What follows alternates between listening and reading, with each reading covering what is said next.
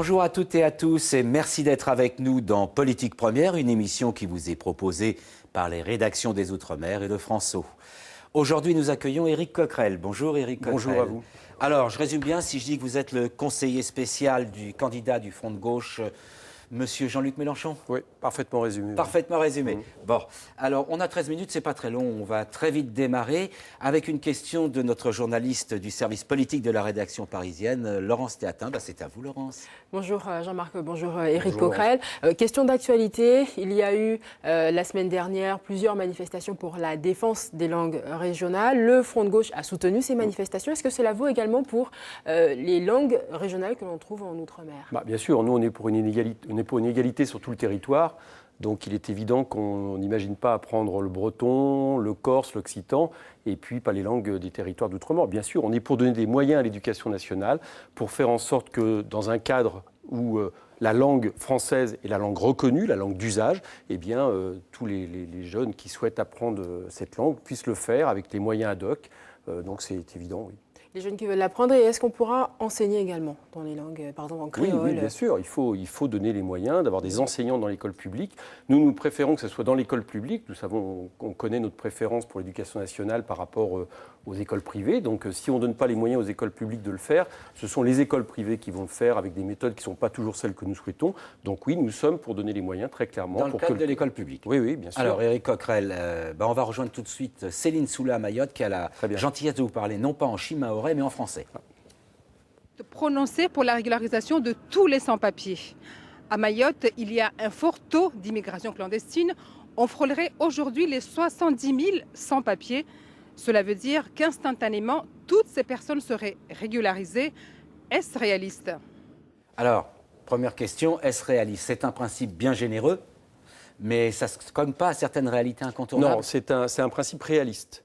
Le problème que nous avons, c'est que depuis les années 70, il y a une réduction drastique de l'immigration officielle et notamment de l'immigration de travail dans notre pays.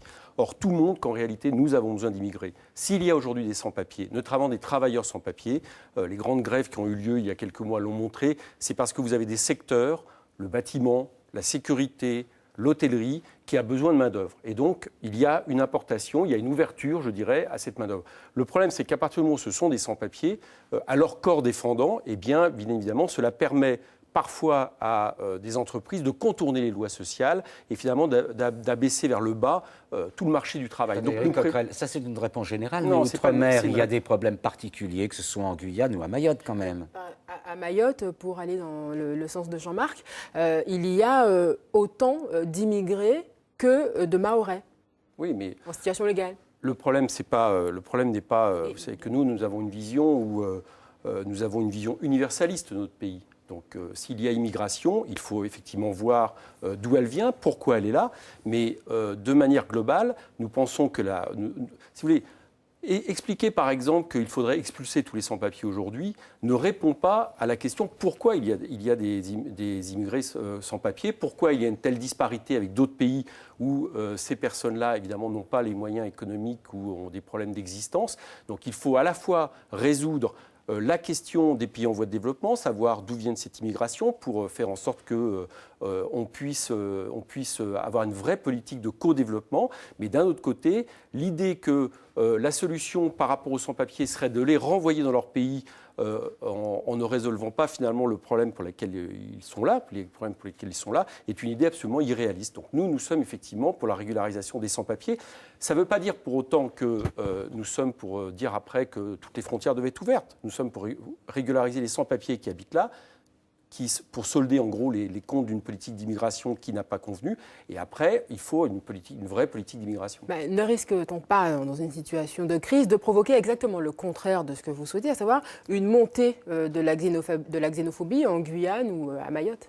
On sait il y a un véritable problème avec les Comoriens à Mayotte, avec les Brésiliens, les Surinamiens et d'autres, les Guyanais. C'est vous qui le dites, le problème. Je ne suis pas suffisamment un spécialiste de Mayotte pour le savoir, mais globalement, je crois que la xénophobie, elle vient surtout des inégalités qu'il y a dans notre pays, parce qu'on pointe sur les plus faibles, sur ceux qui sont à côté de nous, les responsabilités de ces situations-là. Je crois que le vrai problème, c'est les problèmes d'inégalité sociale. Ce n'est pas le problème des quelques centaines de milliers de personnes qui viennent dans des conditions clandestines parce qu'ils viennent ici trouver ce qu'ils ne trouvent plus chez eux. Donc, à Mayotte, vous n'arriverez pas de toute façon à ériger des frontières, à ériger des murs pour faire en sorte que ces gens-là ne puissent plus rentrer. Mais ce sont des îles. Mayotte, c'est une île. Oui, donc, ça je savais. Oui, voilà. Donc vous parlez de centaines de milliers, il y a non, mais 200 000 Mahorais. je parlais sur tout le territoire français, bien évidemment. Alors, Laurence, on va avancer un petit peu. Je crois que vous avez une question sur l'aspect social du programme. Voilà, exactement. En tout cas, pour répondre à votre question, on ne peut pas non plus laisser les îles comme Mayotte ou comme les territoires d'outre-mer régler seuls cette problématique. C'est une question nationale. C'est cela qu'il faut voir, parce que souvent, c'est une porte d'entrée vers le territoire national d'immigrés qui viennent par les îles. On ne connaît pas la situation. Donc c'est un problème qui doit être un problème national et qui ne doit évidemment pas être laissé, je dirais, il ne faut pas ajouter la misère à la misère pour aller vite. Donc c'est un problème qui doit être réglé comme ça. Laurence va vous interroger sur les inégalités sociales dont vous parliez tout à l'heure. Et donc justement, le programme de Jean-Luc Mélenchon comporte un important volet social. Alors face à un pouvoir d'achat sacrément érodé, le SMIC à 1 700 €, c'est réaliste ou on a des entreprises, enfin, la majorité d'entre elles sont de petites entreprises? Oui, alors c'est réaliste parce que pourquoi nous voulons porter le SMIC à 1 700 €? La première chose, c'est que c'est la mesure sur laquelle un gouvernement peut prendre une décision rapidement puisqu'il en a la possibilité avec des décrets. C'est la première raison. On a en 20 ans une disparité des richesses terrible dans notre pays que l'on peut constater puisque nous savons que nous avons 10 points de la richesse nationale qui est passé de ce qu'on appelle les poches du salaire, les poches des gens qui produisent, les artisans, les agriculteurs, vers en réalité le capital et le capital non investi. C'est 195 milliards par an qui sont ainsi, dont l'économie est ainsi privée parce qu'évidemment des smicards, eux, consomment. Donc nous avons un retard conséquent. Il faut donc le résoudre. Le SMIC porté à 1 700 € brut. Dès le début, parle bien de l'outre-mer où c'est 90% de petites entreprises. Oui, est-ce qu'elles pourront supporter cela? Mais pour qu'elles puissent supporter ça en outre-mer, il faut en même temps, c'est ce que nous proposons, qu'il y ait un pôle public bancaire. C'est-à-dire un pôle public qui aide les petites et moyennes entreprises, avec par exemple des crédits défiant toute concurrence en termes de prêts, mais surtout la problématique qui nous est posée par rapport au SMIC, c'est qu'aujourd'hui, si la plupart des petites entreprises ne peuvent pas payer tel qu'elles voudraient éventuellement des salariés, il y a deux raisons. Un, c'est parce que nous avons une économie atone. Nous avons une économie qu'il faut relancer par l'activité. Pour relancer l'activité, il faut d'abord augmenter les salaires. La deuxième chose, c'est que très souvent, les PME sont elles-mêmes en sous-traitance de grandes entreprises qui, en réalité, quelque part, transfèrent... Mais là, si vous êtes élu, maintenant, il y a un problème de rentabilité. Les entreprises d'outre-mer font face à un problème de rentabilité. Comment, tout de suite, elles font face à ces 1 700 €?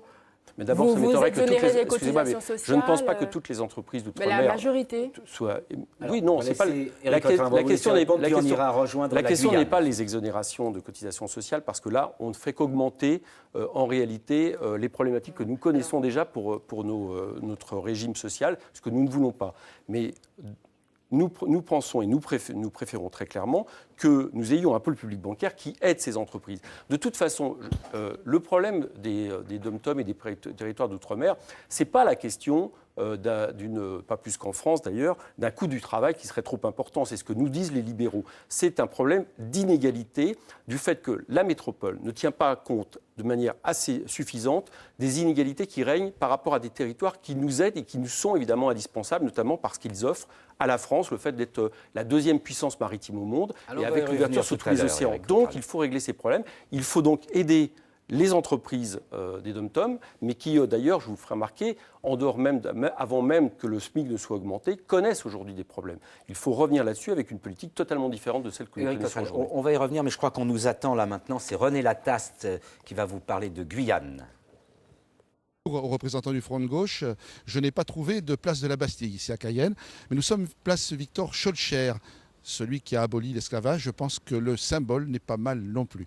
Ma question concerne le Concordat. Jean-Luc Mélenchon est le seul candidat à avoir dit clairement qu'il était pour la suppression du Concordat, aussi bien en Alsace-Lorraine qu'en Outre-mer. Cela signifie que les prêtres ne seront plus payés par le Conseil général. Est-ce qu'on ne risque pas de créer des tensions, des problèmes, là où il n'y en a pas ? Alors, c'est une question qui est fondamentale. La laïcité est une question importante. Pourquoi ? Parce que ça fait des années qu'on essaye de diffuser ce que nous appelons la théorie du choc des civilisations. L'idée qu'en réalité... Vous dites on instrumentalise oui, la on laïcité, c'est ça que je comprends. On instrumentalise les religions et on essaye de faire en sorte que l'on oppose des civilisations, sous-entendu des cultures, et derrière les cultures, il suffit de voir les propositions de M. Sarkozy, notamment quand il était à Latran, notamment des cultures, les religions. Donc on essaye de les opposer. La seule réponse que nous avons, c'est la réponse qui est proposée appliquer la laïcité. Oui, parce que c'est une proposition universaliste que propose notre pays. Et c'est évidemment quelque chose sur lequel nous ne transigerons pas. Et en tout cas, il est hors de question, puisque c'est une des divergences que nous avons avec François Hollande là-dessus, de constitutionnaliser l'idée du concordat. Le concordat, Voilà. mais outre-mer, le principe de la laïcité s'accorde très bien avec le vivre ensemble, qui ne provoque aucune tension entre les communautés religieuses. Pourquoi vouloir remettre en cause ce principe, mais cet équilibre ? Le vivre ensemble est permis par la laïcité. Le vivre ensemble, c'est la laïcité qui l'a permis. Si vous n'avez plus la laïcité, c'est-à-dire si vous... Vous considérez qu'en Guyane, il n'y a plus de laïcité à partir du moment où les prêtres sont payés par le Conseil général ? Nous pensons que le principe qui est adopté dans tout notre pays, c'est-à-dire le fait que la religion soit dévolue au domaine privé et absolument pas du domaine de l'État, est une protection d'abord pour toutes les religions, parce qu'on voit bien sinon qu'il y a des inégalités entre les religions, mais c'est aussi une protection qui permet à tout citoyen de pouvoir défendre et avoir ses propres idées. Donc pour nous, c'est quelque chose d'absolument fondamental. Et le modèle français, ce n'est pas un modèle français, c'est un modèle universaliste qui permet, et je crois que c'est important, y compris pour tous les territoires des DOM-TOM, qui permet une chose, c'est que la nation française ne soit pas une nation occidentale, mais une nation universaliste. Éric Coquerel, il nous reste très peu de temps, donc on va sauter, si j'ose dire, du coq à l'âne. Tout à l'heure, vous évoquiez les possibilités maritimes de l'outre-mer. Et dans votre programme, dans le programme de Jean-Luc Mélenchon en tout cas, il évoque la planification, le développement écologique. Il nous reste une petite minute. Est-ce que vous pourriez nous expliquer en quoi cela consiste et en quoi ça concerne l'outre-mer ? Alors là, très facilement. En gros, nous vivons aujourd'hui une situation où la planète est menacée, enfin pas la planète, mais l'espèce humaine est menacée par l'effet de serre, par la montée des eaux et par des problèmes écologiques majeurs. Donc ce ne peut pas être le marché qui gère cette question-là. Il faut donc revenir à la planification, non pas le Gosplan, mais ce qui était fait dans les années 60 dans ce pays, ce n'est pas quelque chose de nouveau, pour pouvoir prévoir à moyen et à long terme l'évolution de notre pays. Ça veut dire également avoir des outils. Les outils, c'est les services publics. Il faut des services publics forts. Et c'est vraiment, évidemment, très important pour les territoires comme les DOM-TOM qui connaissent déjà des inégalités.